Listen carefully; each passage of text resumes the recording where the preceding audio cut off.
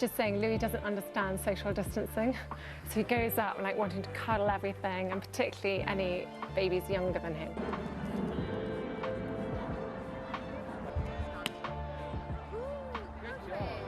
Prince Louis had always been the bright spark in the royal family.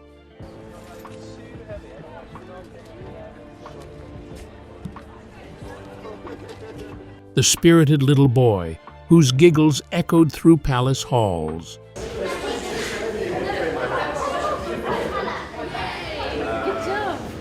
But then came the shift. Subtle at first, then unmistakable. Well, Prince Louis' vision has emerged of him absolutely being.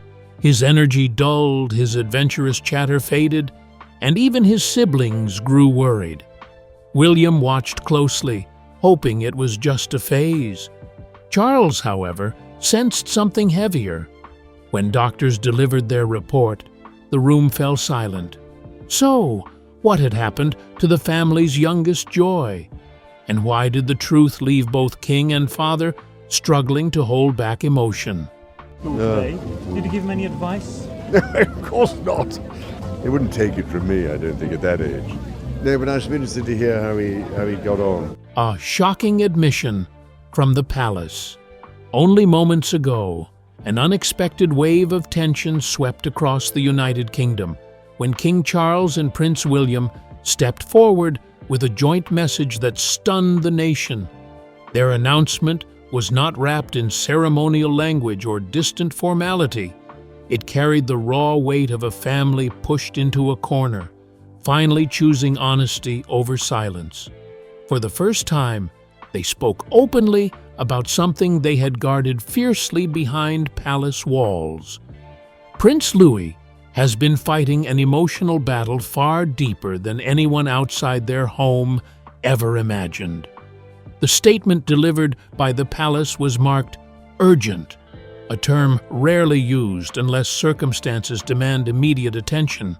It explained that Louis's recent changes, his sudden quietness, his withdrawal from the activities he once loved, and the frightening morning when he collapsed, were not simply the signs of a child feeling unwell. The truth, they revealed, was far more delicate and heartbreaking.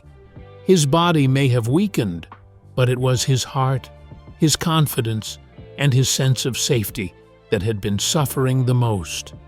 Prince William spoke with a tone that made it clear he had been carrying this burden for months. He explained that Louis's decline had been gradual, subtle at first, almost invisible to anyone who wasn't looking closely.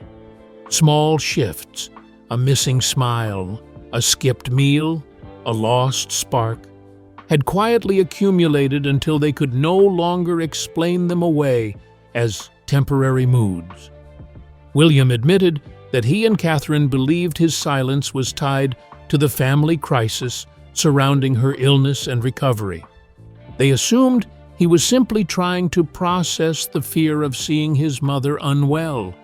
But as time passed, the signs deepened, and the truth became harder to ignore. In the brief statement, King Charles added his own voice, steady but weighed with emotion. He acknowledged that the royal family has always balanced private struggles against public expectation, but this situation crossed a line where protecting Louis meant explaining what had been hidden. The world, he said, needed to understand that what happened to the young prince was not a sudden event, but the result of months of emotional strain that had quietly escalated behind palace doors. Their words carried both sorrow and urgency, a plea for understanding and a warning that even within the most protected families, a child can still feel lost. William confessed that for too long he hoped the changes in Louis would correct themselves, that the boy would simply return to his joyful self.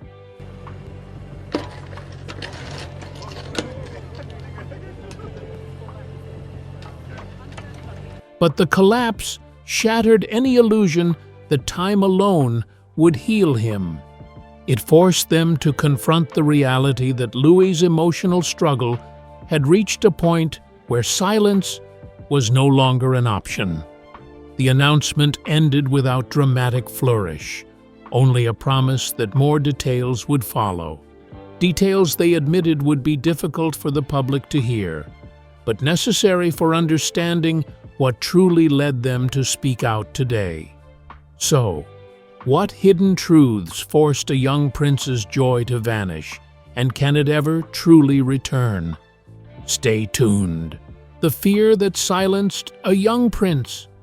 As the palace's urgent announcement settled over the nation, Prince William stepped forward to reveal the truth that had been hidden beneath Louis's quiet decline.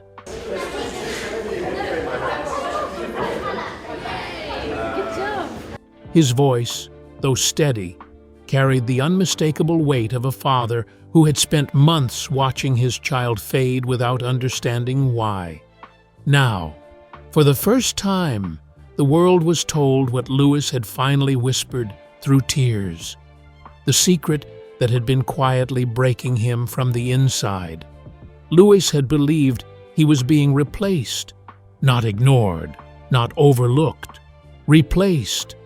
The simplicity of the fear made it even more devastating. William explained that the misunderstanding began during Catherine's illness, a period when the household shifted into crisis mode. Daily routines changed, conversations grew more serious, and Louis, the youngest and most sensitive, absorbed far more than anyone realized. He overheard fragments of discussions about his mother's treatment, emergency plans, medical schedules, and the delicate balance of care required to protect her. To a 7-year-old, these moments blurred into something frightening and unclear. What none of them knew was that the child had also heard whispers, speculation from the outside world about the possibility of a new royal baby. Rumors meant nothing to the adults who brushed them aside, but to Louis, they felt like confirmation of his deepest fear.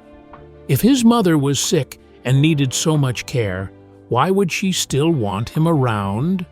If a new baby arrived, would he still matter? Would there be space left for him in a family already stretched thin by illness and responsibility? These questions became shadows that followed him everywhere. William described how Louis's fear grew quietly, settling into his mind in ways that no one noticed at first. His excitement faded. Meals went untouched. Toys that once filled the house with noise remained untouched in corners. Charlotte's invitations to play were met with gentle refusals, and George's attempts to cheer him up were answered with empty nods. Even the staff who adored him noticed the difference, the spark in his eyes dimming, his laughter disappearing, his once curious nature shrinking into silence. King Charles added that watching Louis withdraw had been painful, but nothing prepared them for the moment they learned the reason behind it. When doctors finally stabilized the young prince after his collapse, Louis revealed his fear in a trembling voice that shattered the room. He believed he had become unimportant. He believed his family no longer had enough love or space for him. He believed his mother's illness was somehow connected to him losing his place. The innocence of the confession frightened everyone who heard it. William admitted that the revelation struck him harder than anything he had faced before. He said the realization that his child had carried such a burden alone for so long left him shaken to the core. Beside him, King Charles echoed the sentiment, saying no parent or grandparent is ever prepared to hear a child express fear of being unwanted. These were the heartbreaking truths they brought forward only minutes ago. Truths that now begin to explain the quiet unraveling that had been unfolding behind palace walls. Before worry took root in their home And before Louis's gentle spirit dissolved into silence, he had been the child who carried sunlight with him wherever he went. The palace often felt like a place defined by tradition, structure, and expectation. Yet Louis somehow slipped between those boundaries with an innocence that softened even the stiffest corners. His laughter wasn't just noise. It was the sound that filled hallways, drifted into meeting rooms, and reminded everyone that beneath centuries of protocol lived a family trying to preserve something ordinary and precious. At Adelaide Cottage, mornings often began with the thumping of Louis's small feet racing down the corridors. He would burst into the room with the kind of excitement only a child could hold, announcing dreams from the night before, or sharing some newfound idea, like the morning he proudly declared he would become a dinosaur expert one day. William pretended surprise, Charlotte tried to hide her giggles behind a cup of juice, and George rolled his eyes in a way that only older brothers can. Catherine smiling through her exhaustion or the weight of responsibility. Hair grounding him with a mother's gentle affection. His presence carried a kind of magic that reached beyond his immediate family. Staff members adored him with an affection that went far beyond duty. Cooks slipped extra biscuits into his lunchbox because his delighted "thank you so much" lifted their spirits for the rest of the day. Gardeners working quietly on the grounds found themselves pulled into conversations they never expected, answering endless questions about insects, flowers, and anything else Louis. Curious eyes landed on unmistakable. Elderly gardener would never forget the day Louis carefully picked a dandelion, held it out with both hands, and said, "This is for you because you work so hard," as though he were gifting a jewel. Even during royal events, moments when children were expected to behave with unnatural composure, Louis's authenticity found its way through. He waved with such enthusiasm during a procession that his small hand became a blur, delighting crowds who adored his unfiltered excitement. At another gathering, he playfully stuck out his tongue, earning a gentle correction from Catherine, but capturing the hearts of onlookers who saw in him something real, charming, and unmistakably childlike.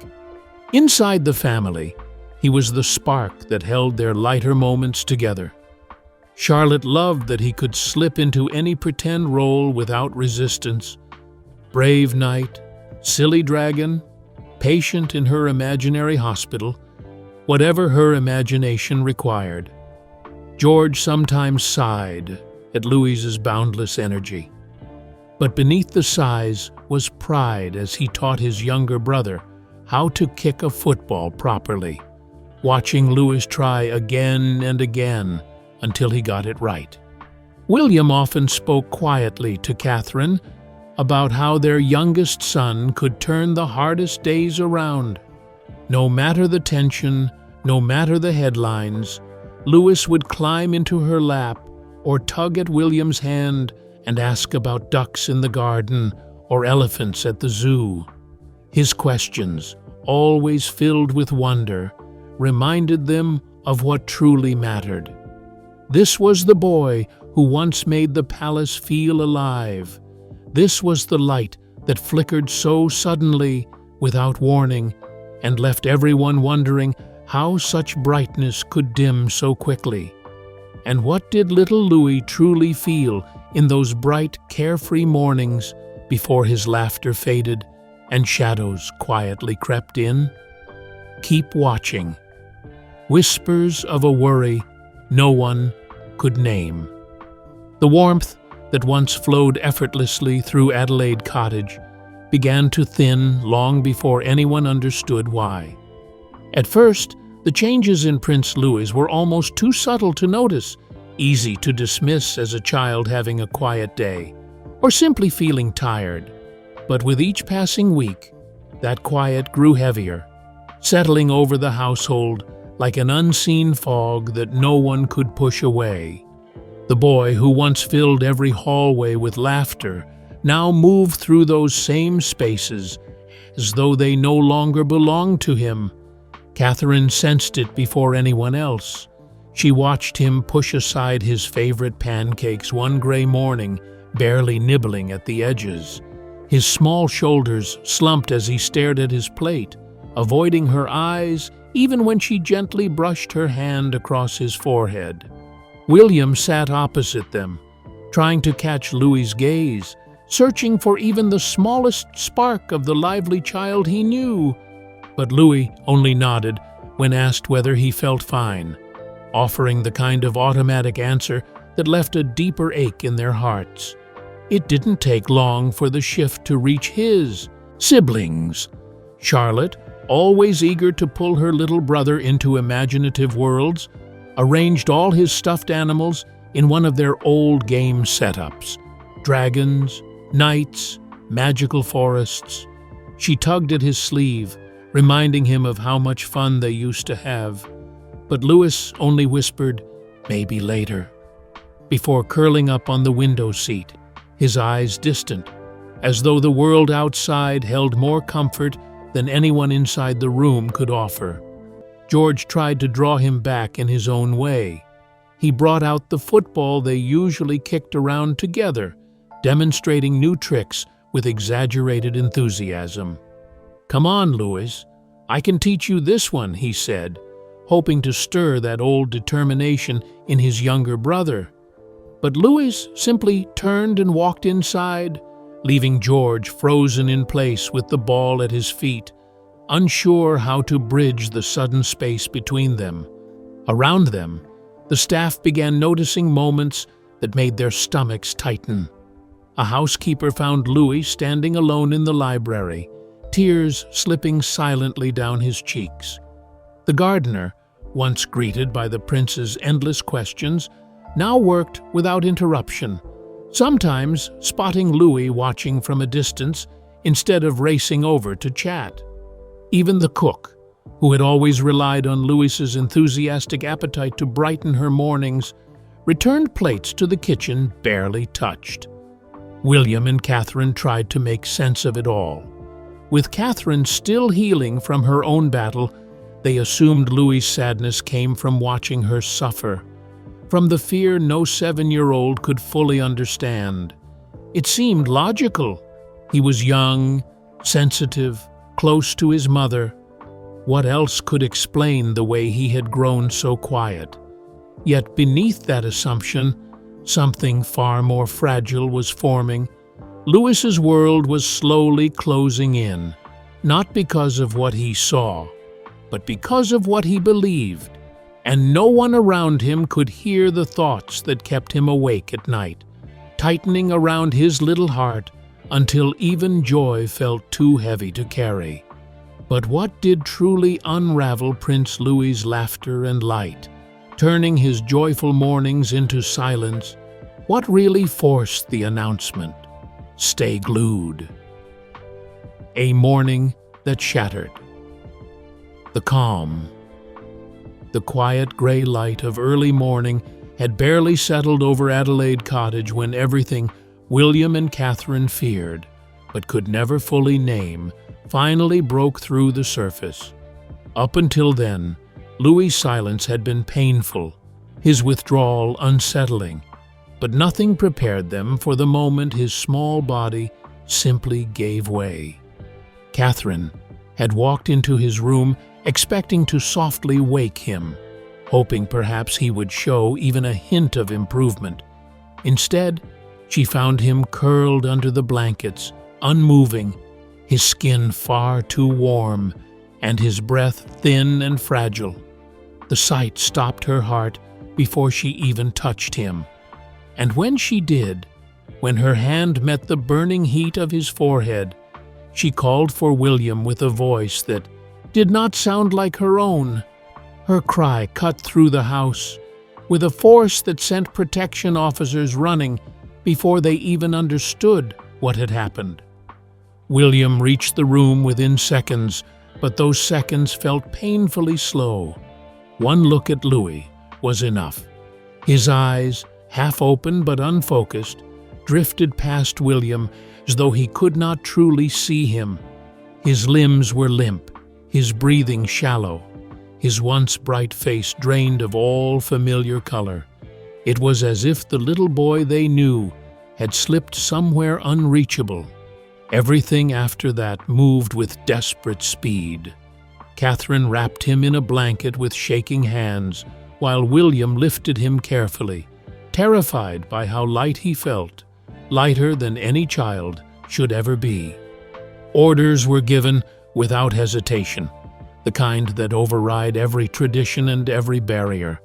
Officers cleared hallways, vehicles were pulled to the entrance, and a team already on standby swept into motion. There are protocols for royal emergencies, detailed and practiced, but no amount of planning prepares a parent for the moment their child slips out of consciousness. The drive to the hospital was a blur of flashing lights and whispered prayers. Catherine held Louis against her chest, murmuring his name over and over as though the sound of her voice might tether him to her. William sat forward, fists clenched so tightly his nails cut into his palms, urging the car to move faster, faster, anything to outrun the fear clawing into him. Every turn felt wrong, every second too slow. Hospital staff were waiting the moment they arrived.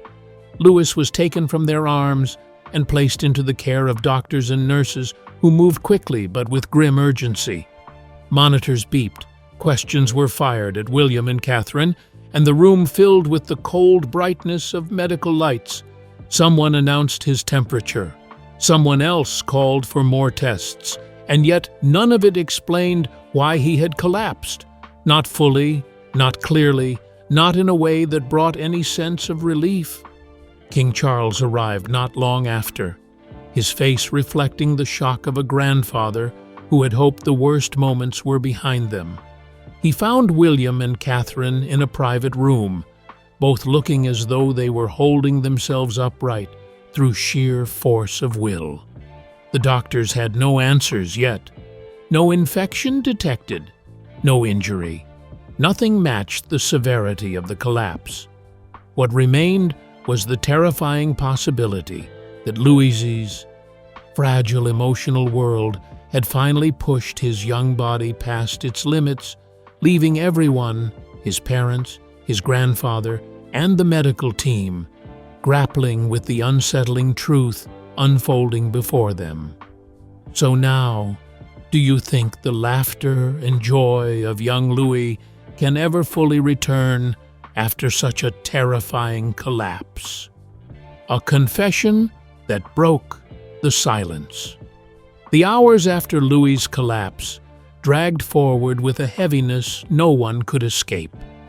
Machines hummed softly through the hospital corridors, doctors murmured to one another in low voices, and William and Catherine clung to any fragment of hope they could find.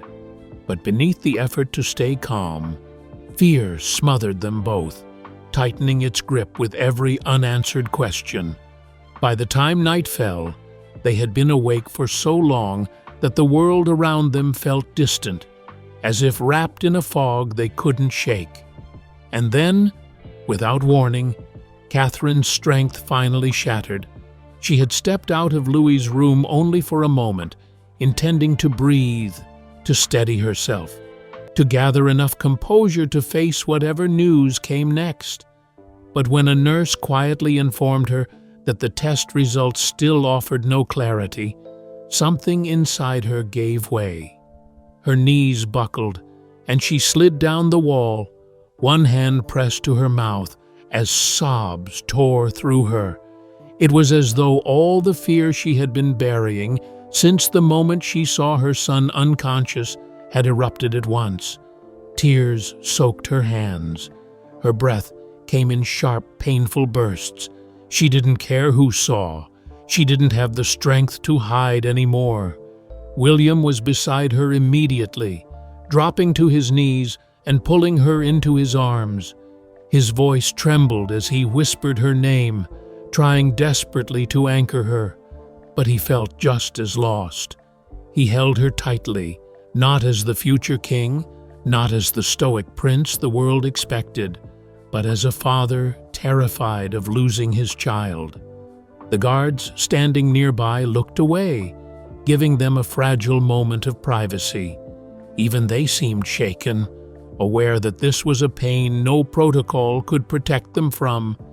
King Charles's arrival, and the sight before him, his son and daughter-in-law collapsed under the weight of fear, stopped him where he stood. He approached quietly, lowered himself with visible effort, and placed a hand on Catherine's shoulder. His touch was gentle, unfamiliar in its vulnerability.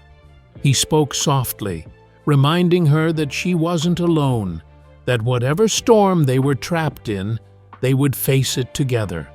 It was a rare display of emotion from a man who had spent a lifetime holding himself firm, but even he couldn't hide the tremble in his voice. When Catherine was finally able to stand again, they returned to Louis's bedside. His small body lay still beneath the pale hospital blankets, a heartbreaking contrast to the lively boy who once filled their home with laughter. Catherine held his hand between both of hers, whispering words he couldn't yet hear. William watched the monitor beside the bed, each measured beep tying itself to his heartbeat. Then slowly, Louis stirred. His eyelids fluttered, and for the first time since the collapse, his eyes opened, dull, tired, but finally awake. Catherine leaned forward immediately, brushing his hair back, her voice trembling as she said his name. William moved closer, relief and fear mixing in his expression. It was only when Louis tried to speak that the room fell completely silent. His voice came out fragile, barely more than a whisper, but every word struck with the force of a blow. He admitted he had been scared for months, convinced he was being replaced. He had overheard voices, misheard conversations, and stitched them together into a fear he didn't know how to explain. He thought Catherine's illness meant she no longer had room for him. He thought rumors about a new baby meant he would be forgotten. He thought the only way to stay loved was to disappear quietly into the background. As he spoke, tears streamed down Catherine's face, and William's breath caught in his throat. They tried to reassure him, but their voices were thick with heartbreak. King Charles stepped back, wiping his eyes discreetly before turning away. Louis's confession answered every question the doctors couldn't. The collapse, the silence, the loss of joy. It all came from a misunderstanding too heavy for a child to carry alone. And yet, even in that painful moment, something fragile and hopeful began to take shape, as if the simple act of speaking had opened a door none of them knew how to access before. So, what do you think? Can the quietest steps truly heal a wounded heart? Or is Louis's recovery only beginning? Stay glued. The gentle steps that mended. Louis. The weight of guilt settled heavily on William and Catherine, pressing down on every thought, every decision. They knew that the cracks in Louis's emotional world had widened far beyond what they had anticipated, and the realization cut deeper than any public scrutiny could ever reach. Determined to rebuild a sense of safety and trust, they began the painstaking work of restoring their son's world from its fragile foundations. Their first step was acknowledging that professional guidance was essential. Leading child psychologists were brought in, not as a formality, but as partners in the delicate process of understanding Louis's inner struggles. Sessions were scheduled with precision, each designed to give him the tools to articulate feelings he had barely understood himself, to recognize and reclaim the joy that had dimmed in his young eyes. To create the space necessary for true healing, William and Catherine made the difficult but deliberate choice to temporarily cancel certain royal duties. Their calendars, once dictated by ceremonial obligations and public appearances, were restructured to prioritize uninterrupted family time. These changes, though subtle to outsiders, carried profound weight at home. Every free hour became an opportunity to listen, observe, and respond to Louis's needs with focused attention. The palace, usually a whirlwind of protocol and expectation, was transformed into a nurturing environment where Louis's emotions could be acknowledged and addressed without fear or judgment. Amid this careful orchestration, King Charles played a quietly pivotal role. He shared with William and Catherine memories of his own children, William and Harry, moments of vulnerability and learning that had shaped them. These stories were not mere anecdotes, they were bridges of empathy, offering reassurance that childhood challenges, however intense, could be met with patience, understanding, and consistent love.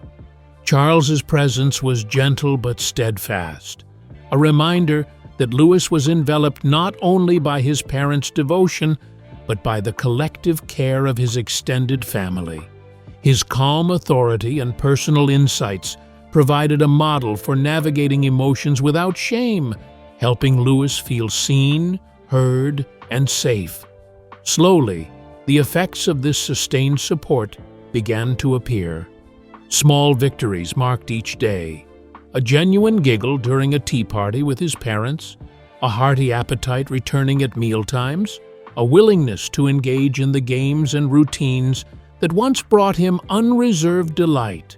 Each smile, each moment of laughter was a quiet but powerful testament to the progress being made. The transformation was not sudden, nor was it linear. There were setbacks, moments of resistance, and the occasional shadow of past hurt. Yet through every step, the combined efforts of parents, professionals, and extended family reinforced the message that Louis' feelings mattered, that his world was once again a place of trust and love. As the family navigated this delicate path, the broader implications of their experience became clear. William and Catherine's vigilance had deepened, their awareness sharpened by the ordeal. They moved through their days with a renewed sense of protectiveness, not just in response to Louis's needs, but as a conscious, active commitment to safeguarding the emotional well-being of their entire household. Gratitude, quietly acknowledged, settled among them. The truth had emerged, no longer a hidden burden, allowing healing to begin in earnest. Through the delicate steps of emotional repair, guided by love, patience, and understanding, Louis was slowly rediscovering the simple joys of childhood.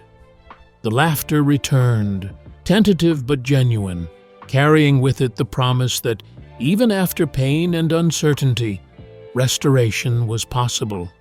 And in this careful, deliberate process, the royal family learned a profound lesson: that acknowledgement, support, and empathy could transform a fractured heart into one that could once again embrace life with openness and trust. So, what do you think? Can a fractured childhood truly be healed with love and guidance alone? Or is there more beneath the surface we've yet to see? We'd like to hear your thoughts in the comments. Don't forget to like, share, and subscribe.